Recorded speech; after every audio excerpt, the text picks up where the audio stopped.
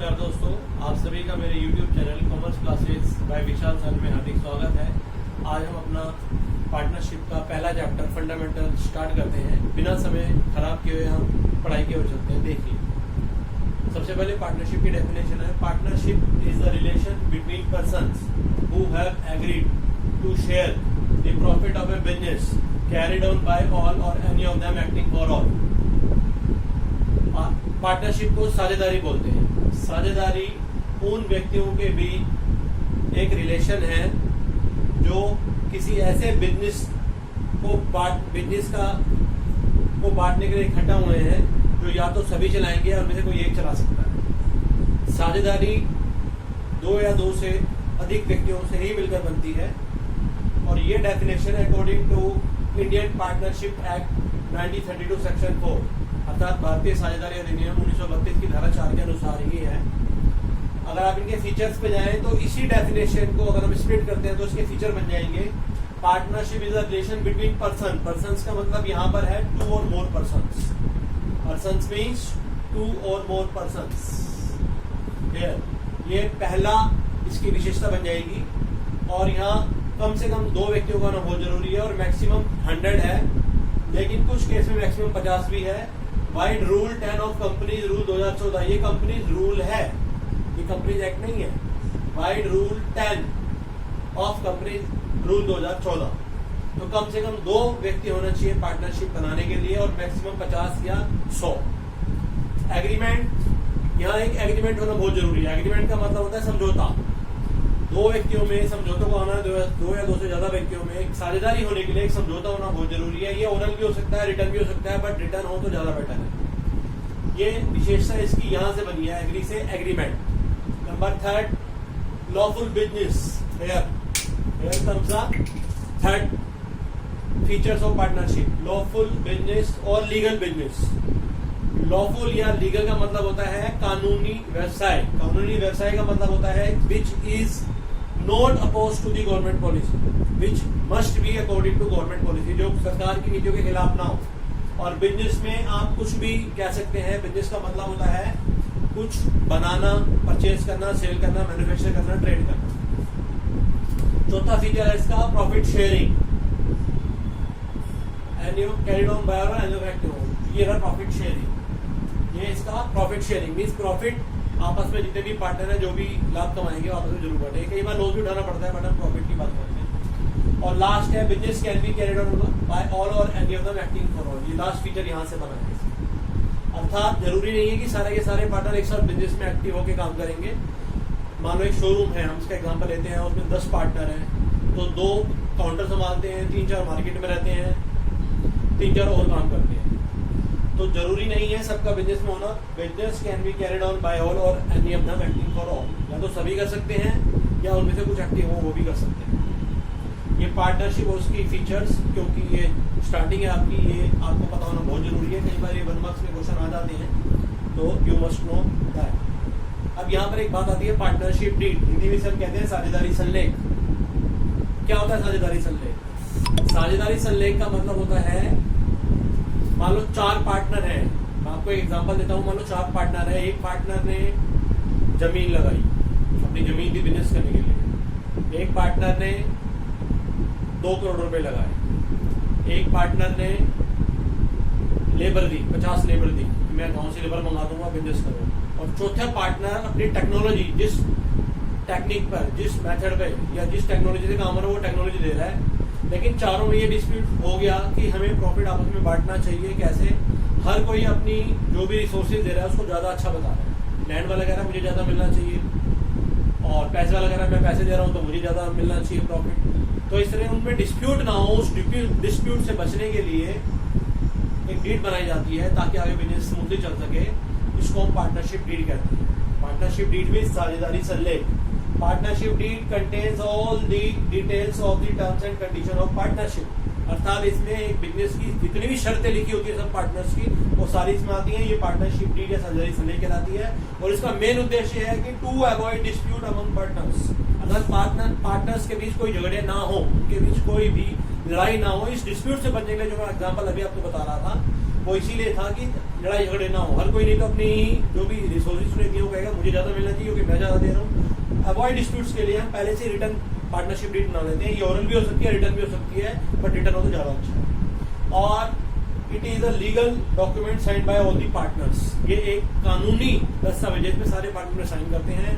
इसमें पार्टनर्स की नाम, पते, एड्रेस, उनका प्रिंसिपल प्लेस बिजनेस का क्या होगा, उनकी ब्रांचेस कहाँ होगी, कौन सा पार्टनर किस डेट में आया, कौन सा नया पार्टनर कब आया, कोई पार्टनर अगर जा रहा है तो तब क्यों जा रहा है, सारी डिटेल, सारे राइट्स, किसको कितना इंटरेस्ट ऑन कैपिटल मिलना चाहिए, किसको इंटरेस्ट ऑन सैलरी मिलनी चाहिए, किसने कितनी कैपिटल लगाई, किसको सैलरी एडिशनल मिलेगी, कोई एक्स्ट्रा काम कर रहा है नहीं कर रहा। All the terms and condition are mention in this deed. It is called partnership deed and it must be signed by all the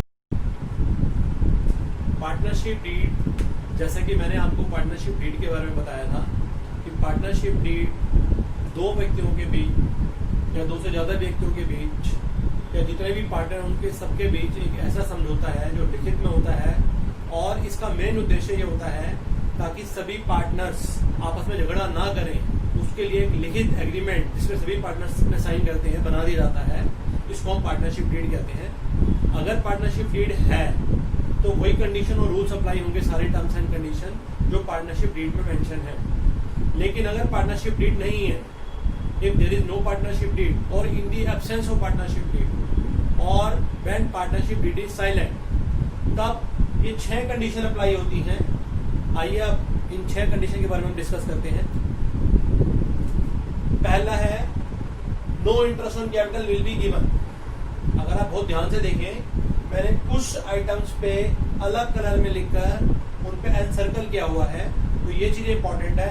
इसमें 1 नो, 2 नो, 3 नो, 4 नो, 4 चीजें नो मतलब नहीं, एक इक्वली। और छठी कंडीशन है 6% पर एनम। अब हम थोड़ा डिटेल में जाते हैं। No interest on capital will be given to any partner. इसका मतलब ये है अगर कोई पार्टनर फर्म में कैपिटल ज्यादा लगा रहा है या कम लगा रहा है, पार्टनरशिप डीड नहीं है तो किसी भी पार्टनर को कोई भी किसी भी कैपिटल में कोई इंटरेस्ट नहीं मिलेगा। चाहे किसी ने 2 लाख रुपए लगाए हो, चाहे किसी ने 20 लाख, चाहे किसी ने 2 करोड़ रुपए, सारे पार्टनर्स में किसी को भी इंटरेस्ट ऑन कैपिटल नहीं मिलेगा। दूसरा, इंटरेस्ट ऑन ड्रॉइंग। ड्रॉइंग क्या होती है? When we withdraw some amount from business for person use, it is called drawings. अगर पार्टनरशिप में कोई भी पार्टनर पार्टनरशिप हमसे कोई भी पैसा निकालता है तो वो ड्रॉइंग कहलाती है। फर्म उससे इंटरेस्ट ऑन ड्रॉइंग लेगी, चार्ज किया जाएगा। तो no interest on drawing will be charge. अगर पार्टनरशिप डीड नहीं है, ये सारी कंडीशन तभी अप्लाई होती है जब पार्टनरशिप डीड नहीं है। अगर पार्टनरशिप डीड नहीं है तो हम कोई भी इंटरेस्ट ऑन ड्रॉइंग किसी भी पार्टनर से नहीं ले जाएगा, कोई भी कितना पैसा विड्रॉ कर सकता है। नंबर 3, नो सैलरी और remuneration will be given to any partner. इसका मतलब अगर कोई पार्टनर फर्म में एक्स्ट्रा टाइम देता है और एक्स्ट्रा पैसे की डिमांड करता है या फर्म उसको सैलरी या रेम्युनरेशन पे करती है, तो किसी भी पार्टनर को कोई भी सैलरी या रेम्युनरेशन एक्स्ट्रा नहीं दी जाएगी अगर पार्टनरशिप डीड नहीं है। ये सारी कंडीशन तभी अप्लाई होती है जब पार्टनरशिप डीड साइलेंट होती है या नहीं होती है in the absence of partnership deed. 4th है profit and loss will be shared equally.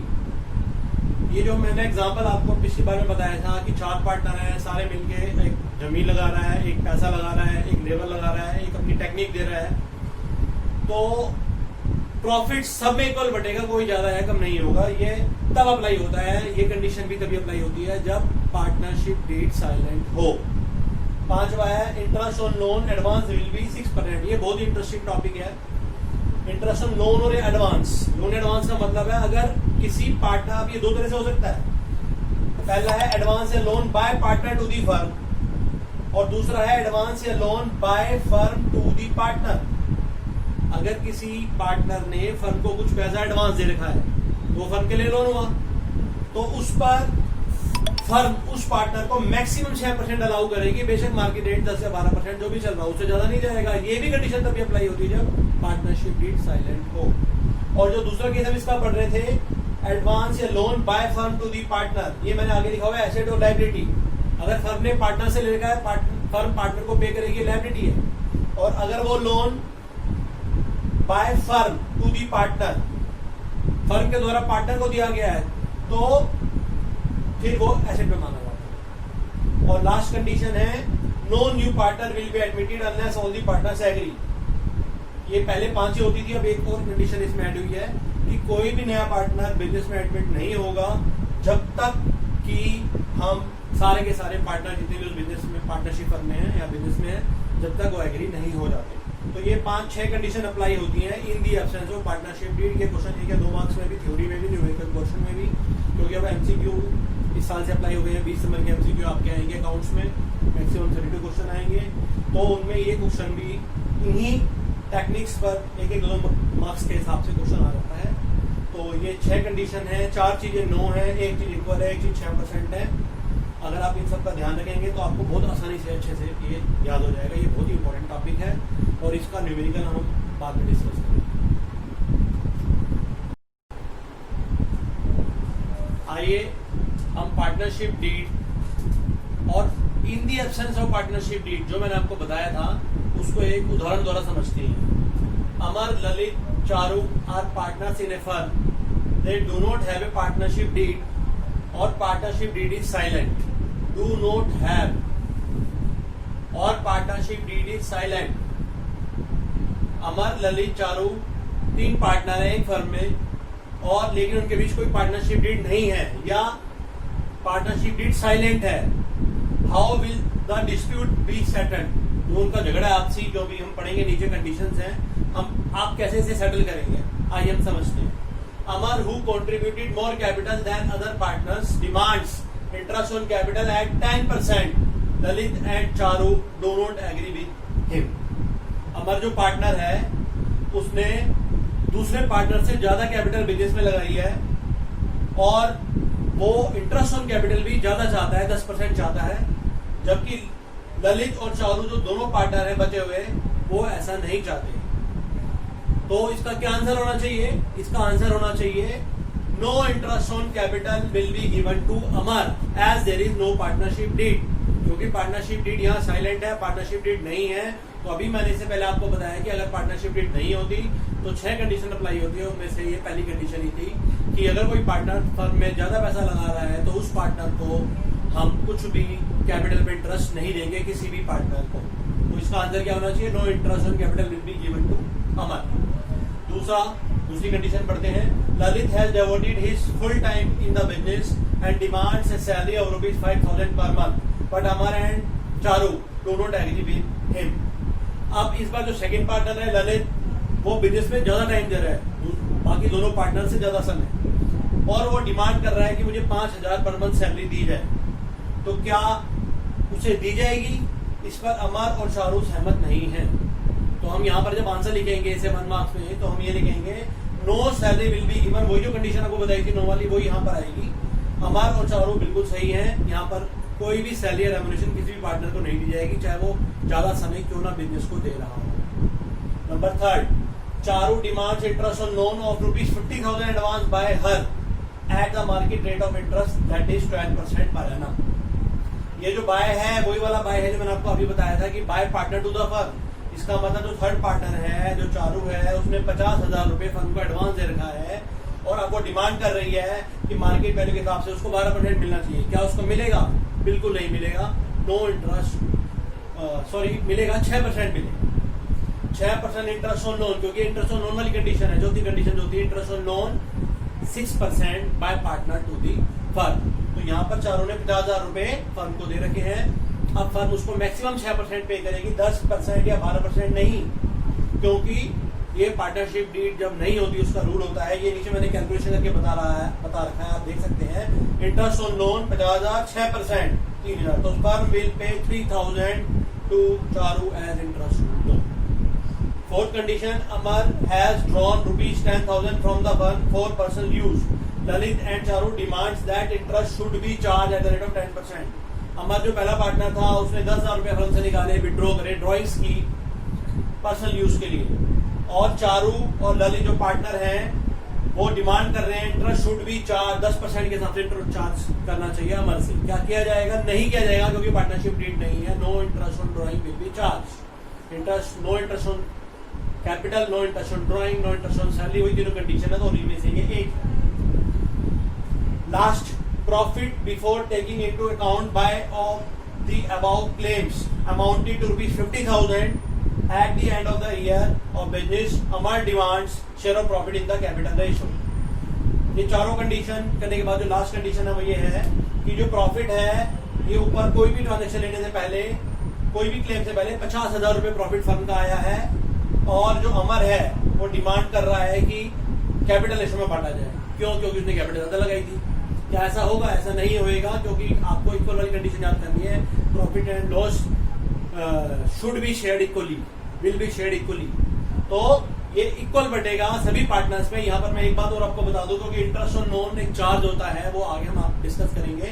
वो इंटरेस्ट ऑन लोन घटाने के बाद प्रॉफिट इक्वल बांटा जाएगा। यहाँ पे लिखा हुआ मैंने, प्रॉफिट जो सही है, रेक्टिफाइड है, that should be 50,000 rupees profit minus 3,000 interest on loan, that is 47,000 will be distributed equally among all partners. Amar, Lalit और चारू। यहाँ पर एक बात और है, यहाँ ये नहीं मेंशन है कि उनकी रेशो कितनी है, तो ये भी हम पढ़ेंगे। By default it is assumed equal, तो 1-1-1, इट शुड बी 1-1 एंड 1, तो 1/3 सभी पार्टनर्स को बांटा जाएगा।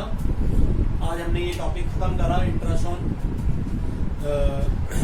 Partnership deed. Or partnership deed अगर नहीं होती, इंटरेस्ट ऑन पार्टनरशिप डीड अगर नहीं होती, तो हमने ये टॉपिक खत्म करा।